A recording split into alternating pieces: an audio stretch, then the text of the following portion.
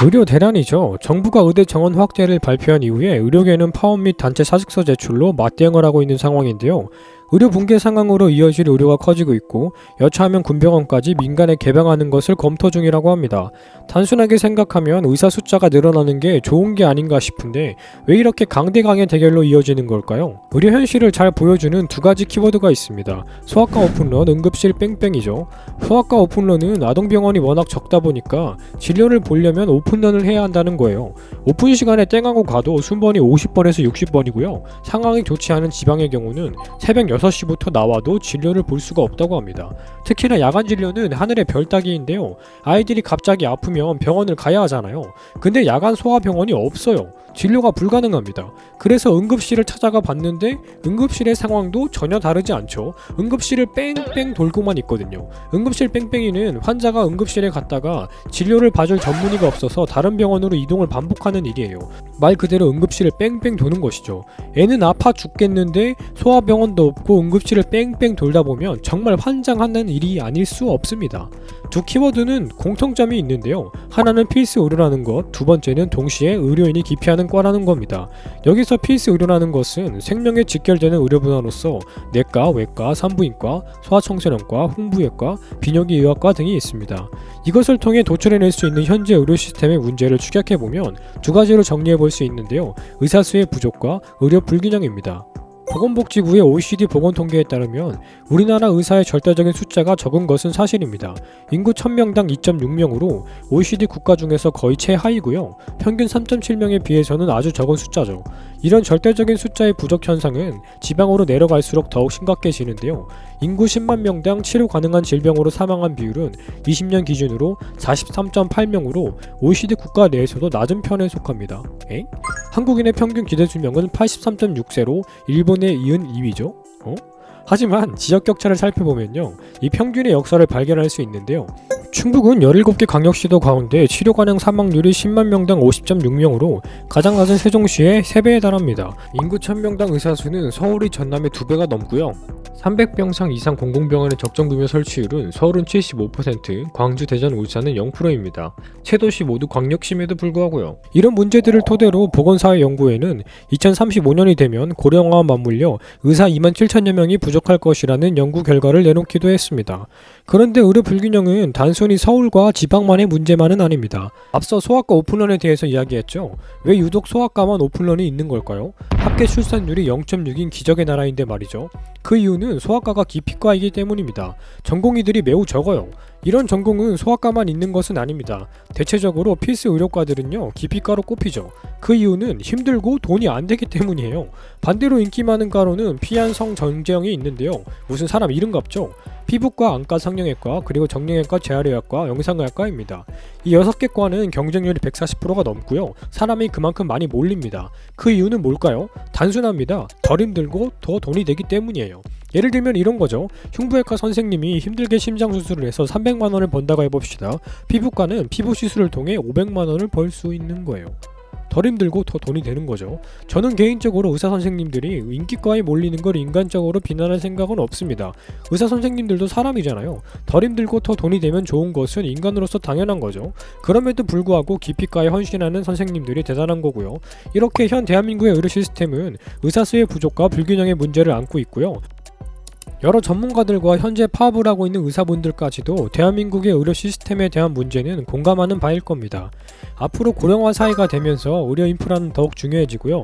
반대로 출생률은 급격히 감소하면서 사회를 이끌어갈 중간층은 없어지고 있죠. 그만큼 의료 시스템은 위협을 받게 될 것이고요. 그럼 정말 단순하게 의사 숫자가 늘어나면 다 해결되는 것이 아니라고 생각할 수 있을 겁니다. 실제로 정부는 그렇게 생각하고 의대 정원 2,000명 확대를 발표했죠. 정부의 입장을 한번 살펴볼까요? 정부는 현 의료 시스템의 문제를 해결할 방안으로서 아주 간단 명료한 해답을 내놓은 겁니다. 의사 숫자가 늘어나면 내부의 경쟁이 심해지겠죠. 그러면 아무리 인기과에서 사람이 몰린다고 해도 피현장의 경쟁률이 300에서 400%가 된다고 했을 때 누군가는 경쟁에서 떨어져 다른 과로 갈 수밖에 없을 것이고 이것이 낙수가 되어 결국 기피과에도 인력이 충원될 것이라고 생각하는 겁니다. 이건 지방도 마찬가지겠죠. 서울의 개업이가 너무 많아지면 경쟁에서 버티지 못한 의사들은 지방으로 내려갈 것이고요. 결국 절대적인 숫자를 대폭 늘려버리면 의사의 숫자 부족과 불균형 문제를 모두 잡을 수 있을 거라고 보고 의대 정원 확대를 강하게 추진하고 있는 겁니다. 간단하게 생각하면 맞는 것 같잖아요? 그럼 왜 의사님들은 파업과 사직서를 내가면서까지 반대하는 걸까요? 정부는 보건복지부의 통계를 근거로 의사 정원 확대의 명분을 삼고 있습니다. 의사 수가 부족하니까 늘리자고요. 하지만 의사님들은 의사 숫자를 절대적인 숫자로 평가하면 안 된다고 반박합니다. 우리나라가 의사 숫자가 적다고 하는데 지금 유지되고 있는 의료 퀄리티는 뭐냐는 거죠. 실제로 우리나라의 병원이 부족하다거나 의사를 찾아보기 힘들다고 느끼는 분은 그렇게 많지는 않을 거예요. 실제로 여러 지표들에 따르면 우리나라의 의료 퀄리티가 낮다고 하기는 어렵고요. 수술 대기 시간이나 기대 수명, 영아 사망률, 암 사망률 등 여러 지표에서 아주 뛰어난 지표를 보여주고 있죠. 하지만 개인적으로 조금 핀트가 벗어난 주장이라고 생각은 합니다. 예를 들면 이런 거예요. 우리나라는 특히 노동시간이 많은 나라잖아요. 그 이유는 3명이 할 일을 1명이서 해서 그래요. 그럼에도 불구하고 삼성 같은 굴지의 기업들도 있고요. 경제적으로 성장했죠. 3명이 해야 할 일을 1명이 해낼 수는 있습니다. 능력이 뛰어나고 성실하면요. 근데 그게 구조적으로 정상이냐라고 묻는다면 그렇게 말하기는 힘드니까요. 한국 의료진들의 노고와 실력으로 적은 인력임에도 불구하고 퀄리티를 유지해낸 것은 정말 존경을 표합니다. 하지만 그것이 숫자의 충분함을 논증하는 것은 아니라고 생각합니다. 통계를 봐도 22년 기준 전공의 주당 평균 근무 시간이 77.7시간이고요. 전공의의 50%, 교수 30%가 주 80시간 이상을 넘기고 있다고 합니다. 주 100시간 이상 근무한 전공의가 가로로 숨지거나 자살을 생각하는 전공의도 많다고 하는데요. 이걸 정상이라고 할 수 있을까요? 자, 문제의 핵심은 이것만은 아닙니다. 의료계에서 요구하는 상황은 의대 정원 확대도 좋지만 단순히 양적인 팽창을 말하기 이전에 근본적인 문제에 대한 해결책을 내달라는 겁니다. 의료계는 의료 불균형에 포커스를 아주 강하게 맞추고 있는데요. 키워드를 중심으로 한번 살펴볼게요. 첫 번째는 의료 수가 문제인데요. 우리나라 진료비는 두 가지로 구분되죠. 보험이 되는 것과 보험이 되지 않는 비급여. 일반적으로 필수 의료는 국민보험공단에서 대부분의 비용을 지불해줍니다. 반면에 미용과 같은 필수 의료가 아닌 진료에 대해서는 비급여로 적용이 되죠. 기본적으로 필수 의료에 대한 의료 수가는 아주 낮은 편입니다. 맹장 수술의 경우는 OECD 평균의 3분의 1 수준이고 미국보다는 7배가 낮습니다. 반면에 노동시간은 3.5배가 많고요. 분명 문제가 있죠. 이러다 보니 의사님들의 대부분의 수입은 비급여 진료에서 나오고요. 필수 의료에 종사를 하게 되면 낮은 수가로 인해서 더 일하고 덜 버는 구조가 되는 거죠. 그래서 정작 중요한 필수 의료에 필요한 인력은 점점 줄어들고 있고 인기가에만 몰리는 불균형이 초래되고 있는 겁니다. 두 번째는 지방 의료의 불균형입니다. 이 문제는 우리나라에만 있는 것은 아니고요. 전 세계 공통적으로 좋은 도시에 거주하고 싶고 일하고 싶은 욕망은 동일하겠죠. 정부는 이것을 양적 팽창을 통한 경쟁 유도로 지방 의료로 밀어내겠다고 말하고 있죠. 이게 말한 그대로 실현이 된다고 하면 양적 팽창은 분명히 일어날 겁니다. 하지만 의료 질의 문제가 발생할 수 있다는 건데요. 그럼 지방에는 서울에서 경쟁에서 밀린 의사들만 간다는 거니까요. 실질적으로 의사는 임상이 아주 중요한 직종이거든요.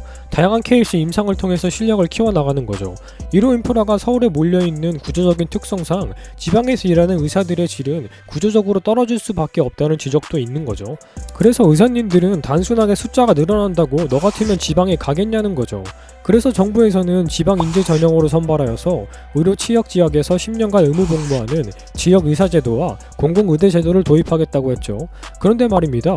정책을 통해 강제적으로 하겠다고 하니까 이건 또 자유 침해이고 위헌이라고 반대한다고 하더라고요. 정말 그들의 의도가 의료 문제의 근본적인 해결일까 하는 생각이 솔직히 들긴 합니다. 세 번째로 건강보험 재정 고갈 문제인데요. 의사 숫자를 단순하게 늘리면 의료보험이 고갈된다는 문제도 있다고 합니다. 이를 두고 의사가 늘어난다고 환자가 늘어나는 것이 아닌데 무슨 소리냐고 하실 수도 있는데요. 실제 그렇다고 해요.